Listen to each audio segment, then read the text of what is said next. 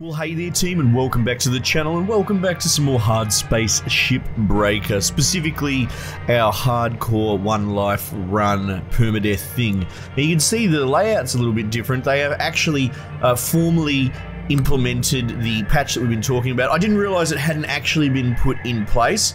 It must have been patch notes released ahead of the patch, which is unusual. I always thought that, like, you know, they could speculate on features coming, but as far as patch notes themselves, they usually come out after the patch. But I read patch notes, so I think they just did a little bit back to front this time. I'm not against it, but that's why this is all changed now, and it hadn't changed when I was talking about it previously. So if you are interested in that Zen mode, it is 100% added, which is where you can start a fourth type of career where you have unlimited oxygen, unlimited shift time, that sort of stuff, and it is super casual mode. And I think that's the correct term. I'm not trying to be disparaging or anything.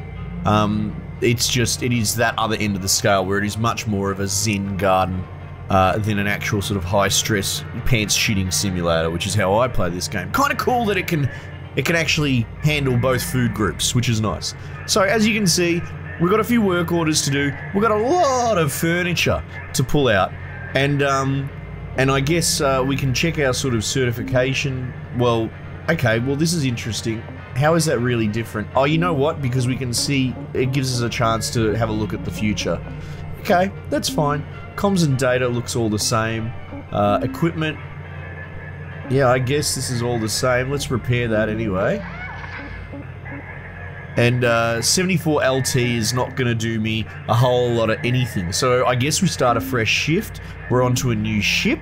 We're still only on grade 2, which is the baby mode easy ones. But it wants us to do a lot of furniture. So I'm thinking a station hopper is the GO. That's got 6% furniture and this has 5. So I'm going to take the Benoit 6. What an unfortunate name. And we're going to give it a red hot go. Are we inverted? We are. Do we have a utility key? We don't. I don't know. I'm going to buy one anyway, just in case. I know we're not going to really need one.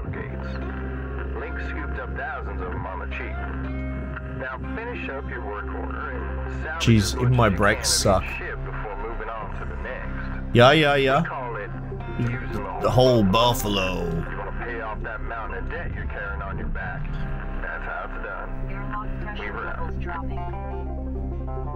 So I think, like I said, I'm not really that interested in doing super high risk at the moment. However, it is interesting. Dangling the fruit that will inevitably kill me, I'm sure, is the idea of certification. And trying to get all that done, right? So, you know me, I like to get the core out ASAP, right? The core is the thing that kills you, pretty much 9 times out of 10, unless it's a friggin' fuel canister fired at the speed of sound. Refer to the other playthrough at the moment. Holy hell, that was the worst glitch that we have seen yet. But the idea of trying to push the certification through earlier so I get better tools in my tool chest so that I can earn more. You know, it's at that point it's an investment, you know? Salvage deposit accepted. Credits transferred. So there is a temptation to sort of just mass harvest the furniture, for example. Oh, and something we established. Oh, I might be speaking a little bit out of turn, a little bit early, but that's because I'm gonna drill this. Oh, can I even do it with this laser?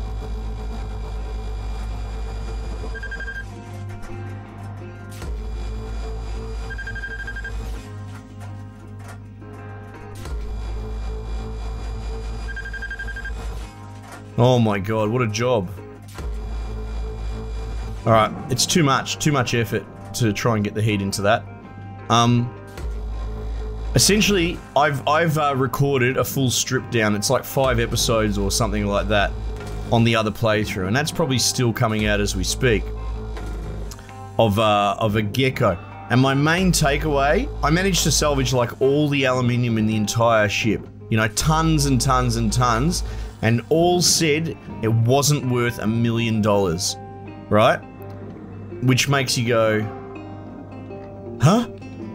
Well, let's delete that. What an absolute waste of time. If that's your reaction, that's the correct one.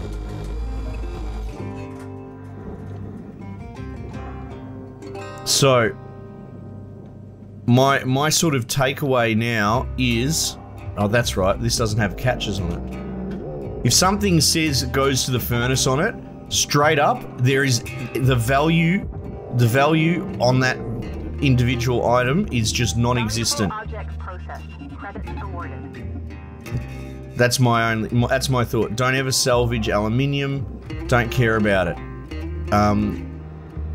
It's absolutely not. It's not worth the labor.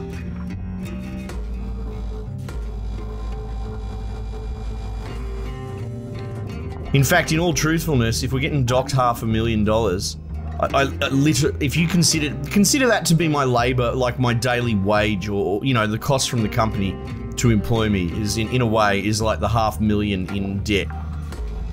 The labor costs to deploy me. Account credit applied. The aluminium does not ever cover that labor cost. Anyway, so that was my main sort of takeaway. That don't even bother. But you'll see. I think most of those episodes are up or they're on the way.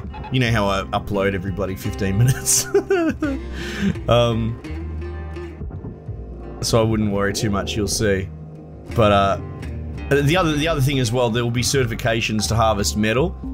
There's so much titanium metal that has to be salvaged in the sort of in the floorboards and paneling all over the place that like, and it's that probably weighs a lot more because it's titanium, right? So I wouldn't worry about harvesting the aluminium for any reason, not for certification and certainly not for financial gain, which is cool. The game, I feel like the game probably could have been more explicit about that. Could have been like, hey, listen, aluminium's not worth, like, they should probably get a voice line going, you know what, the aluminium's not really worth it, man, don't bother. Salvage secured. Account credit applied. Good. Certification goal completed. Well, there you go. No goals remaining. Quota completed. Oh, cool, certification complete. Oh, certification goal completed. That's cool that they tell you that.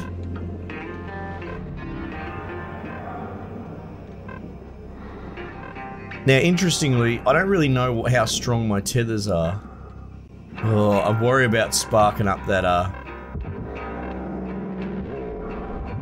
coolant. That's why I pulled that out so fast. Because ultimately... Oxygen reserves are critical. Oh shit, hang on. I'm gonna kill myself here. Oh god, hang on. This is a serious problem. Oh shit.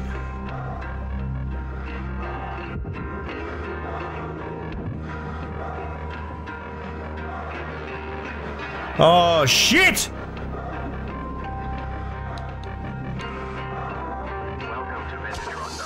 Oxygen level stabilized. Oh my god. Oh, I bought fuel and not tethers? I'll buy tethers. Welcome to Vendatron 9000. I legitimately was worried there. Oh, anyway, I can't remember what I was reading. Oh, yeah. Yeah, that's honest to God, like, executive decision for me on the channel and all that. Aluminium is not worth the time, it's not worth the effort, it's not worth anything. Which is interesting because that then starts us on a different conversation path. Like, for example, this whole corridor here, right? Now, granted, we could cut these restraints to release out the side, but if my tethers are strong enough to handle the weight, then cutting the ship in half and just sending the whole half away is Salvage secured. preferable, to be honest.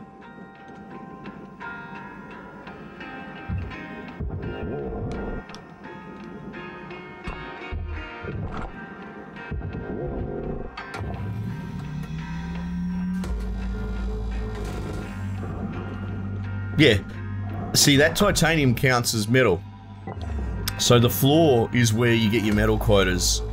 And there's also some sort of ribbing throughout the ship. I think in the cockpit perhaps has some titanium.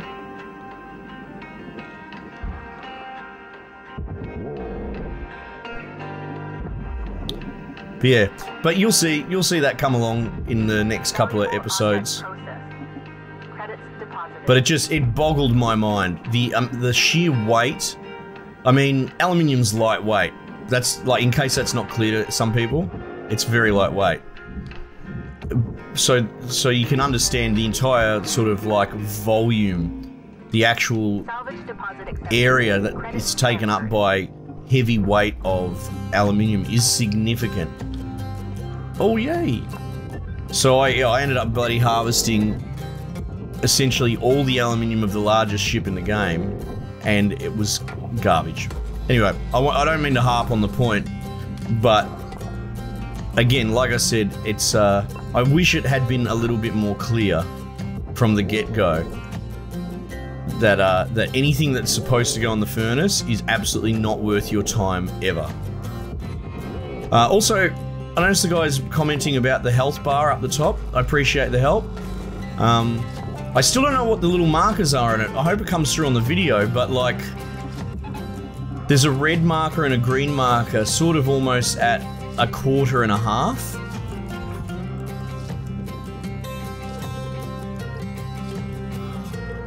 I'm not sure what that's for. Object accepted for processing. Credits deposited.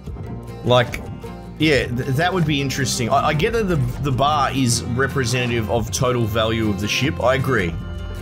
People were speculating it might have been tonnage, but no, I'm with you on the value, right? Got about 5 minutes left in this shift, Cutter. Don't bite off more than you can chew. I can't reach that. Oh, I think it got registered there at the end. But yeah, I don't know why there are little markers at 1/4 left and 1/2 left. And I mean, maybe it's obvious, but if someone knows that or can figure it out or whatever, or speculate, let me know, because I'd actually love to understand what that's about. Salvage secured. Account credit applied. Now, these things fucking spark. You know what? We'll take that off last. If we're going to split this thing in half.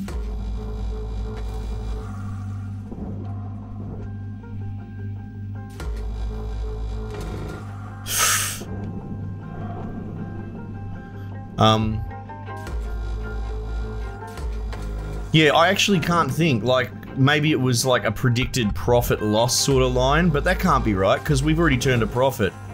Putting the reactor away covers our daily losses, you know? So yeah, truly I don't know what to make of it. And one of the little nubs is green. The halfway one is green. And the 1/4 one is red. Maybe it's as simple as that, just as an indicator to go, hey, you've gotten 50% value from this hull. You know, but if that's the case, it's still a little bit weird.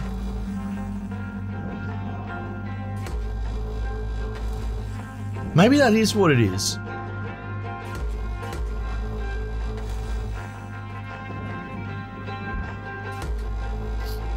I mean, actually, now that I think more and more about it... Reserves are low. Reminder, asphyxiation can lead to missed salvage quotas. What's actually holding that wall on there? Probably nothing at this point.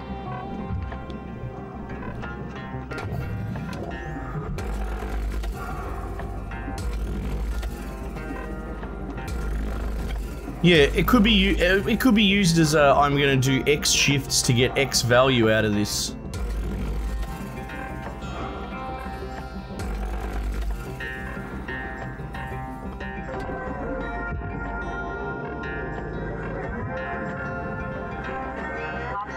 Yeah. The more I think about it. Contact your plan administrator to add asphyxiation coverage.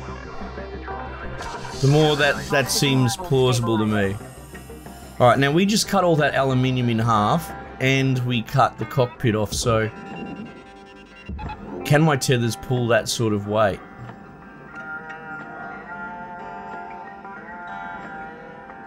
It's still reading 16 tons. Oh no. Oh yeah. There you go. Ever so slowly.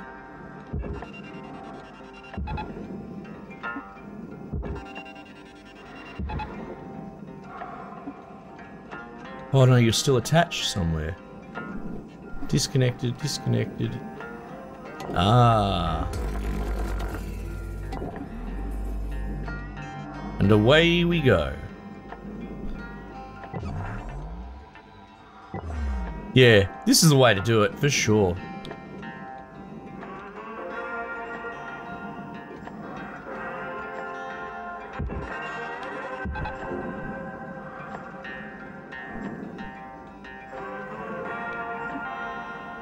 Okay. What's left to strip this? This, which now that it's sort of... Actually, you know what? Let's be sensible here. Time is winding down, Cutter. Dig deep and We all saw that coming, didn't we?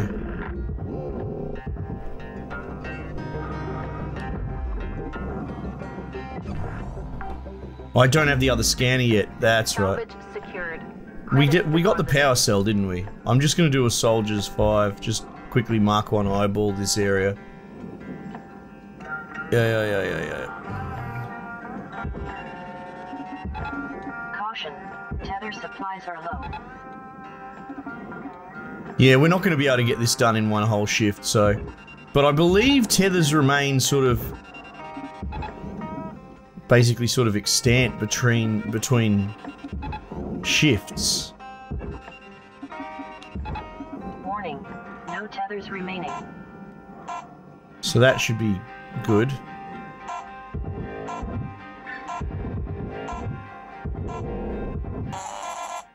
Alright. Not bad, 1.7 mil? Chipping away. And 500,000, holy hell. Yeah, man, it is a bit more of a grind in the early days. Now, obviously, you want to get the furniture. I wonder what's left in the current ship. For furniture. See, that's the thing. If I go back in for another shift, what am I going to do? I'm going to do the cockpit. It's got one coolant in there. And it's got all the electronics and that in the front. Which, yeah, there's value to them. For sure. But there's definitely... Getting that furniture is a big deal. So what I might actually do is jump onto a new hull. Get the furniture out. We'll probably try and get the sort of the box crates out of the front. Well, it's not the box crates, is it? It's the seats. So it's only 1 or 2 seats in the cockpit anyway. Okay, so essentially I plan on doing what we did just then again. As opposed to staying with this same hull, I think. Yeah, that'll be the go. Oh, anyway, have a coughing fit while you're trying to do your outro. What a time to be alive. Alright, team, we'll probably leave this ship. And on the next one, I will start up with a new one, just because I think getting that furniture going, getting that certification up, that's probably the big priority now. And I think it's worth the risk of taking on another reactor a shift early, basically. Team, thanks again for joining me. We might just leave it there for the time being, and I'll catch you on the next one.